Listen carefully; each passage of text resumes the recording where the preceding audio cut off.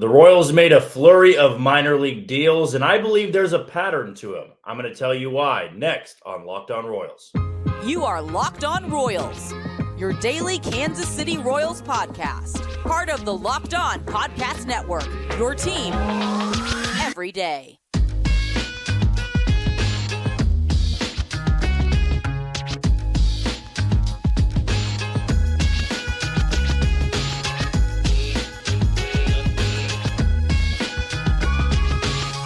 Thank you for tuning in to another edition of Locked On Royals on the Locked On Podcast Network. As always, I am your host, Jack Johnson, and you can follow me on Twitter at JohnnyJ_15. That's at JOHNYJ_15. We're also live on TikTok and on Instagram. Give us a follow over there at locked_on_Royals. Very, very easy to find us on wherever you listen to podcasts. That can be Apple Podcasts, Spotify, Amazon Music, Google Podcast, and on YouTube. Just be sure to hit that follow button and subscribe. Already got about 7 to 8 new subscribers today. So if you were one of those new subscribers, send it to somebody who hasn't yet so we can continue to build up some numbers. The goal is to get to 700 by Christmas. And then by opening day 2024, we want to get to 1,000 on YouTube. So those will be our goals moving forward, but always appreciate the input and the follow that we get from the new listeners and the old listeners that have been listening ever since I took over back in June. Today's show is brought to you by FanDuel. It's the perfect time to go and create your account, and I'm going to tell you why coming up in about 10 to 15 minutes or so. If you are one of those new subscribers or first-time listeners, a little bit of a background on me. I work here in Kansas City at Sports Radio 810 WHB. Got a show once a week on 810, and then Monday through Friday, I've got a show on ESPN Kansas City. So you ever want to get my thoughts on things that may not always pertain to the Kansas City Royals, you can go check me out over there on both of those podcasting platforms. But when you click on this podcast, you know that you are getting 30 straight minutes of Royals baseball. And what a week it has been. Not really for the Royals. I mean, they definitely have been in the news, been linked to some players, added some new talent, traded away a few guys. But baseball in general has really had a lot of news come up over the last week or so, largely in part to the winter meetings, the draft lottery, the Rule 5 draft, but that has now all concluded. And it's going to be pretty quiet now for the next couple months or so, at least leading up to, spring trading and surprise for the Kansas City Royals. There always can be moves made here in the next week, tomorrow, next month. But this usually is that week where stuff really starts to unfold. But maybe since it was on the quieter side, I would say league-wide, there were some big-time moves. Of course, the Juan Soto deal, the Eduardo Rodriguez deal. That's just the tip of the iceberg. A lot more is to come, and we'll see if the Royals are going to be in on any of those big-name free agents or in the trade market as well. But one thing they have been pretty active of, especially this week, has been minor league deals with spring training invites. And they announced earlier this morning 4 new acquisitions, or at least 3 new acquisitions. One we knew about a few days back. I want to say it was yesterday. But you have Dan Altavilla, who was most recently pitching in the Dominican Winter League. Last pitched in the Bigs in 2021 with the San Diego Padres. Also spent time with the Seattle Mariners. They also got Mike Brosseau, who was a Tampa Bay postseason hero when Aroldis Chapman threw at his head earlier in the series. And then in the deciding Game 5 at Petco Park, he had the go-ahead home run in the 8th inning. So some postseason fairy tale stories coming from Mike Brosseau, but he was added via a minor league deal. Then a former Minnesota Twin and Chicago Cub, Tyler Duffy, was also inked to a deal. And then Sam Long, who last year spent time in the Oakland Athletics bullpen. He was the 4th name to be added to that list. And I think on the surface, when you make moves like this, I think the average fan is going to say, well, minor league deal. This guy's not going to be on the roster. I'm not going to put too much merit into it. I'm not buying too much into a guy that had bad numbers last year, or maybe hasn't pitched in the bigs in a couple of years. I'm not worried about it. And I can absolutely understand that sentiment when it comes from the Royals as well. I mean, how many times in the last 5 to 6 years have we seen the Royals find talent nobody else was looking at, and that player turn into something pretty impressive, or that player become a big-time contributor at the major league level in Kansas City. Not very often. But what I was so interested about with these signings is I think we're starting to see a pattern as to what this pitching department wants. I'm not so concerned about the Mike Brasso signing, or Brasso, however you want to pronounce it, because that's a super utility guy. That's a guy that is going to be AAA depth, might be up in Kansas City if there's a few injuries, but I don't see him maybe making it out of spring training. As for the other pitchers that were added, those guys always have a chance. You know, I really do equate minor league deals to one-year deals. And that's major league contracts, I might add, because these guys are going to have just as much of a chance to make the roster as guys on one-year deals or guys that are still under, you know, the arbitration type of deals. You know, I just feel like looking at the list of those guys and how the bullpen is shaped out, like there is a non-zero chance Tyler Duffy makes this team's bullpen. There is a non-zero chance Sam Long or Dan Altavilla makes this bullpen, because right now they haven't made any moves. And even if they don't, even if these guys don't break camp with Kansas City, you don't start the year with the same bullpen you finish with. You're going to have injuries. There's going to be double headers. There's going to be times where somebody's struggling. They need to go back down to Omaha, and you need to rely on somebody you can call up. But to the point I was getting at of a pattern, a theme we are seeing, is I go back to last year when Brian Sweeney was hired as the pitching coach. And I think when the Royals were evaluating pitching coaches, they gave all their candidates a pitcher to evaluate. And I remember Brian Sweeney got Chris Bubich. And the first thing he said about Chris Bubich is, why does he not have a slider? And I'm not sure what the answer was from JJ Picollo. I'm not sure what the answer was from the talking heads in the front office. But that was Brian Sweeney's first question. Why does the kid not have a slider? Well, Chris Bubich develops a slider, and we saw for a couple of starts, totally different guy. When the Royals acquired James MacArthur from Philadelphia, he was known of having this elite curveball, big-time spin rate. Now, when he came to the Royals, wasn't very good. I wasn't very high on him. Why are we going to put any stock into a 27-year-old career minor leaguer? Well, we saw at the end of the year, when using a pitch like that, having a spin rate like that, it is worth something. Then they go get Cole Reagans. All right, Cole Reagans had this incredible spin rate on the fastball. And they developed a little bit of a slider with that cutter action. And he became a superstar in that rotation. Not to say Dan Altavilla or Tyler Duffy or Sam Long becomes anything. But you can always tell with the good teams that develop. Tampa Bay is a perfect example. Tampa Bay goes after a specific type of pitcher.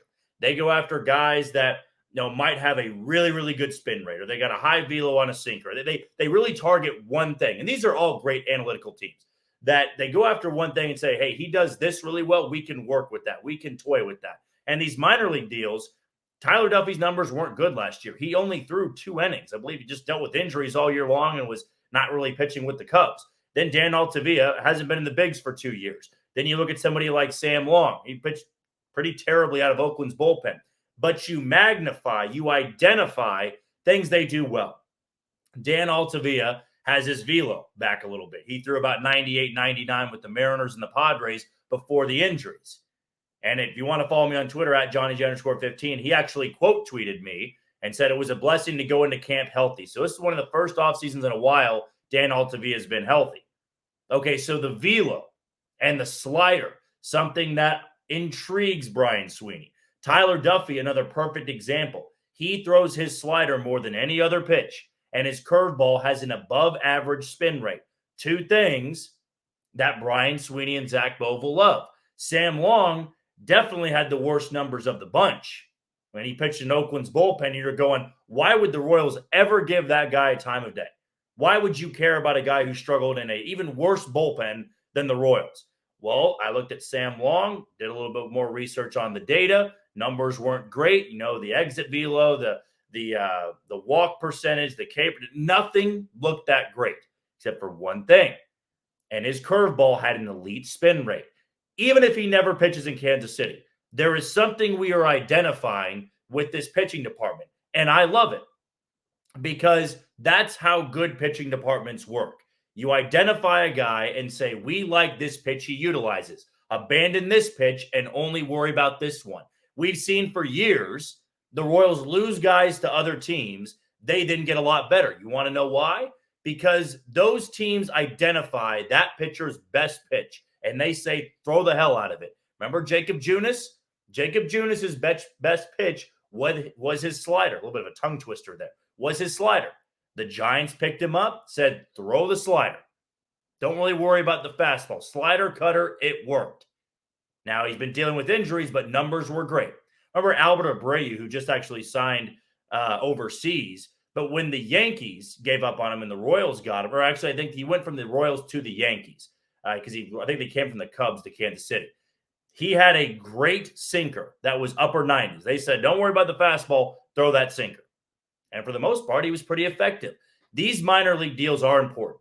Now, even though they're not the big-time spending dollar deals, these are guys that can provide depth. And there's things this pitching department is identifying, and I can have a little bit of faith in that.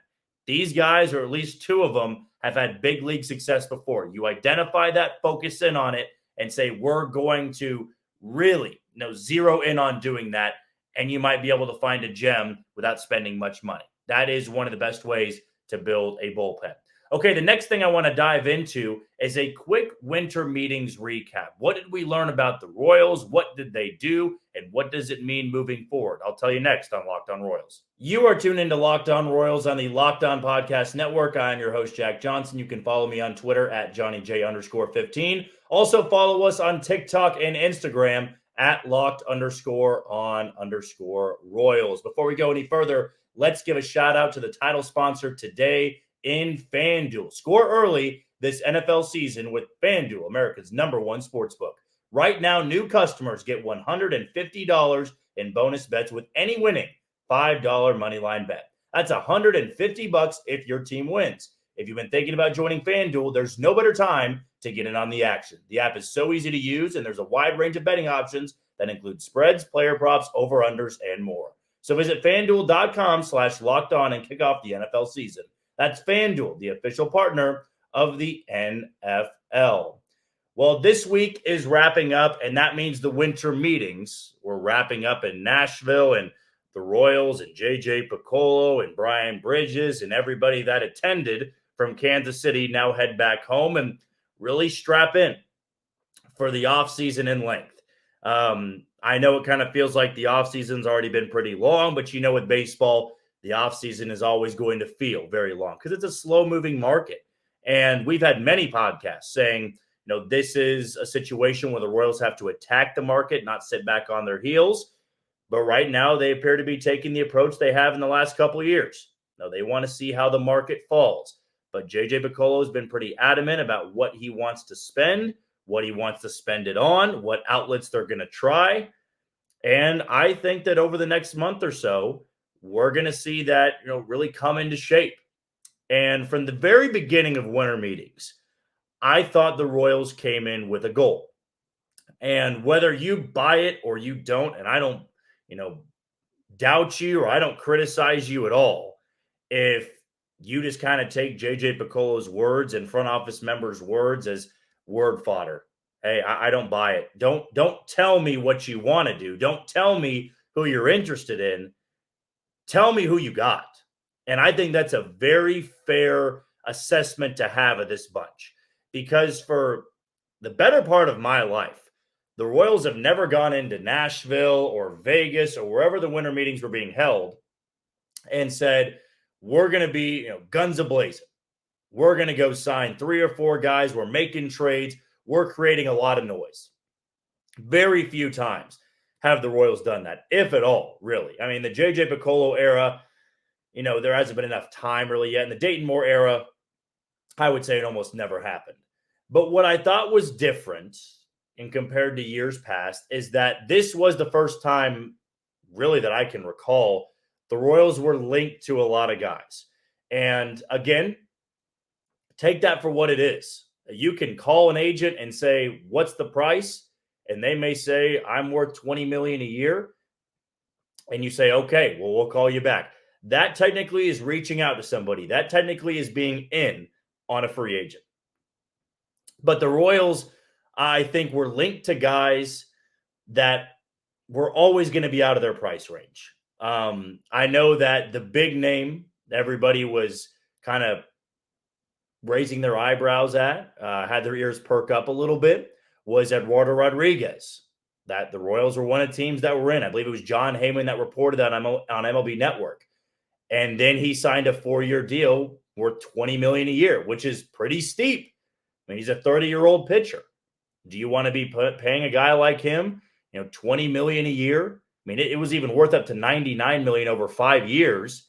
If he chooses to stay in Arizona, that's the pitching market. And I tweeted this out that, you can complain and say, oh, that's out of the price range all you want. This is what free agency looks like now. You have to overpay a little bit. I mean, with Lucas Giolito, another guy the Royals were in on.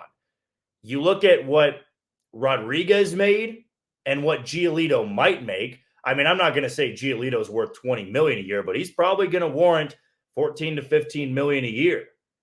And considering what he did in Cleveland and LA before the end of last year, I mean, is that a pitcher worth $15 million right now? No, it's not. You are banking on him becoming what he once was, what he was at the beginning of the year in Chicago, and he's your number one or he's your number 2 or 3 if you're a contender. For the Royals, he's a number 1. But you can't sit back and just go, oh, well, he got $15 million a year over 4 years. We were never going to do that, right? We don't want to do deals like that. That's with every pitcher out here. Jordan Montgomery's going to get a lot of money. Jack Flaherty's going to get a lot of money. If you want to piece together a rotation, which Annie Rogers pointed out in her winter meeting wrap-up, which I thought was a great piece, is the Royals want to sign 2 guys for the rotation. Well, who are those 2 guys? I mean, is it going to be Giolito? I think the good thing for the Royals is that Arizona was in on Giolito. Now they're not going to be since they spent $20 million a year on Eduardo Rodriguez. The Dodgers and Mets are going to be in on Yamamoto. Same thing with the Red Sox. I believe one of those 3 are going to go after Yamamoto. One of those teams is going to be in on Shohei Ohtani. And even though he's not pitching, it's a lot of money to go out there and spend.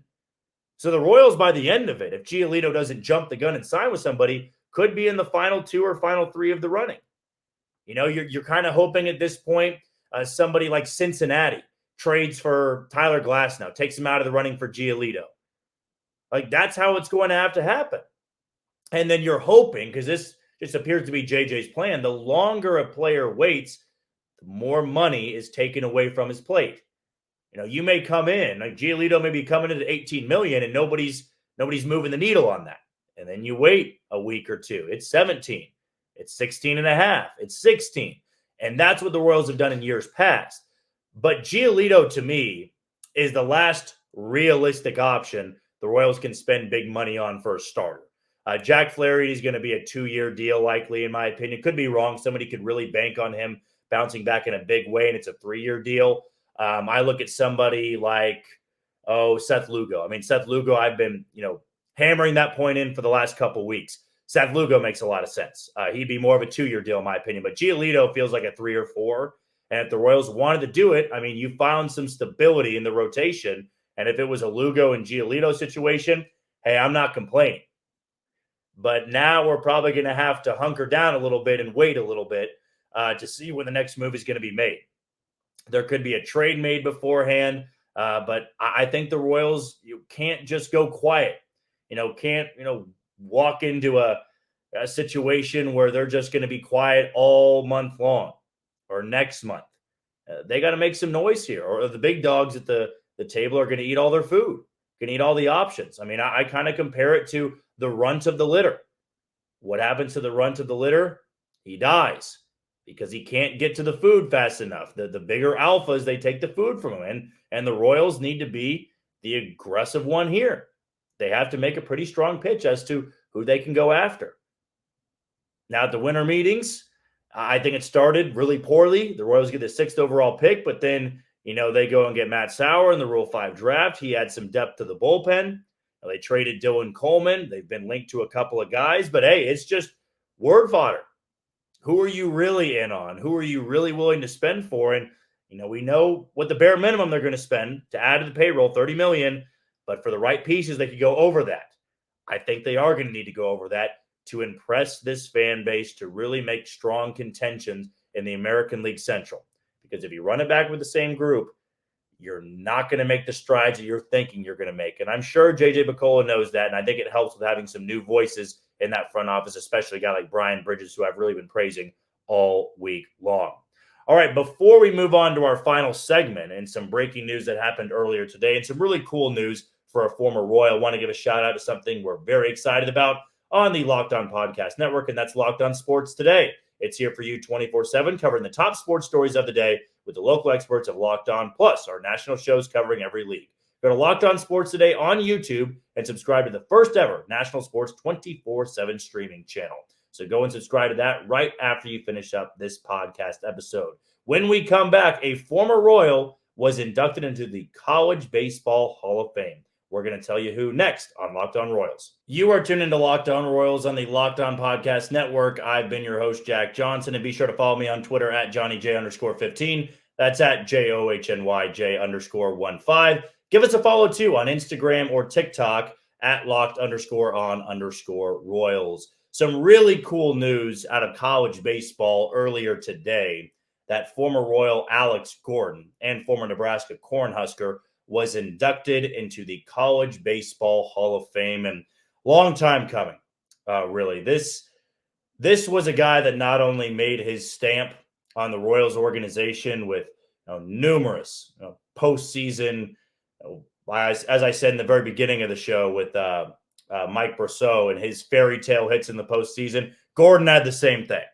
Gordon had many moments in 14 and 15, none bigger than that Game 1 World Series tying home run off of Jerry's Familia that sent Kauffman Stadium into a frenzy. I mean, everybody remembers that. I mean, having the near inside the Parker in Game 7 of the World Series in 2014, the list goes on and on. Diving into the stands in Chicago at U.S. Cellular Field back then, knocking into a fan, numerous gold gloves. Those are all major league accolades. But the type of player he was in college was ridiculous. And what I always say about Alex Gordon, whether you liked him, loved him, or were critical of him, Alex Gordon was a guy that from the time he was in high school had just immense pressure on him.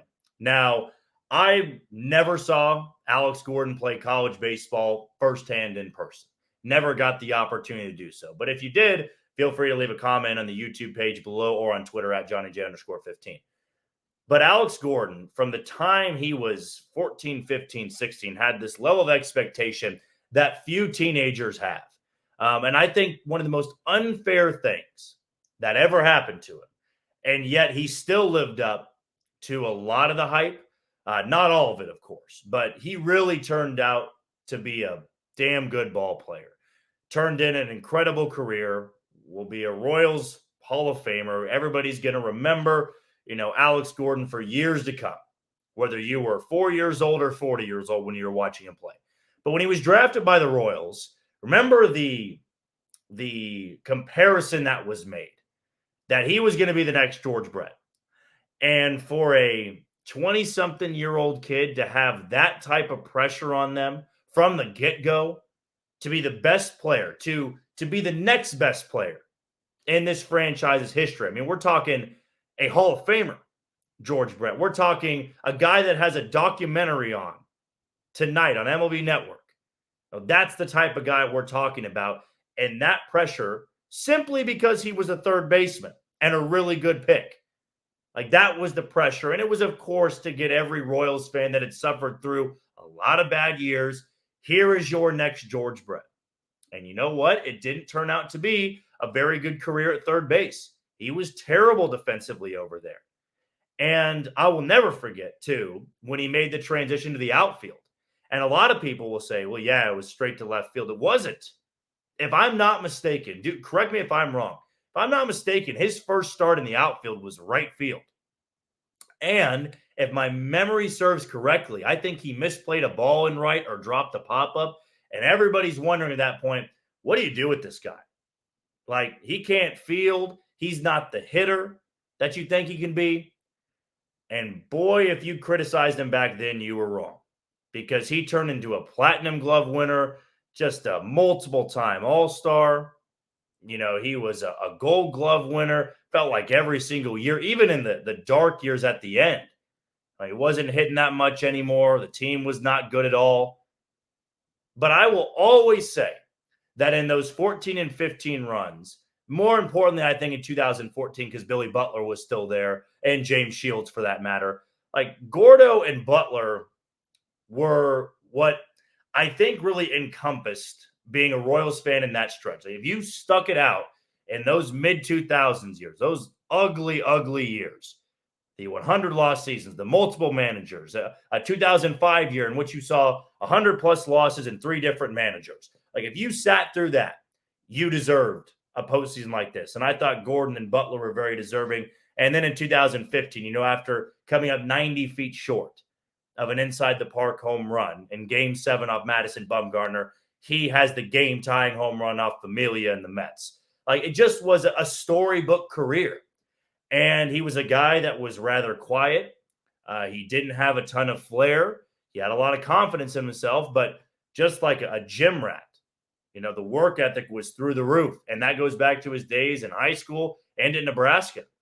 And to get honors like that, I mean, think about how crazy it is that in Kansas City, Missouri, Gordon was so popular, there was a Husker night. Now, I know there's a lot of Nebraska fans, at least a good chunk of them, that are in the Kansas City area. But they didn't pick Husker night because of that. They picked Husker night because Alex Gordon went to the University of Nebraska. He had his own corner out in left field. And everybody has Scherzi. Still to this day, he's a very recognizable guy. Because I think he was, and this is a good compliment here if you're a former baseball player, he was a dirtbag. He was a guy that played the game incredibly hard.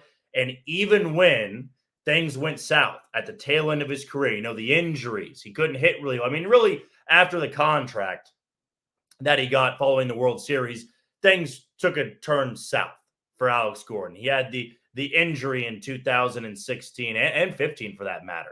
Remember, Mike Moustakas tore his ACL in the collision, and Gordon got banged up in that as well. He had the wrist injury. He had the leg injury in 2015. So there were definitely some injuries that set him back at the tail end of his career, but he still got to finish his career in Kansas City. And I do remember in that offseason of 2015, the Yankees were interested in Alex Gordon. So you are looking at a guy that it doesn't really happen in baseball now, that you stay with one team your entire career. And he had one hell of a career in Kansas City. And I know that the breaking news today is not Gordon going into the Hall of Fame, nothing like that in baseball, and he won't. But College Hall of Fame, that's a tremendous honor, because that's where really Alex Gordon became famous, being this Nebraska Cornhusker, Big 12 baseball. Usually you think of SEC baseball, but Gordon, in a very storied program, became one of the best. And today he got honored for being one of the best and being inducted to the College Baseball Hall of Fame. Tip your cap to Alex Gordon tonight. He certainly earned it, and he certainly was one of the best players to ever put on a Royals uniform. Well, that's going to do it for another edition of Locked On Royals on the Locked On Podcast Network. I've been your host, Jack Johnson. Be sure to give me a follow on Twitter at JohnnyJ_15 and on TikTok and Instagram at Locked_on_Royals. Before we wrap things up, one last shout out to Locked On Sports Today, our 24/7 streaming channel with our local experts of Locked On, plus our national shows covering every league. Go to Locked On Sports Today on YouTube and subscribe to the first ever national sports 24/7 streaming channel. Tomorrow, we'll have tons of questions to answer in our Mailbag Friday segment. But until then, you take it easy, Kansas City.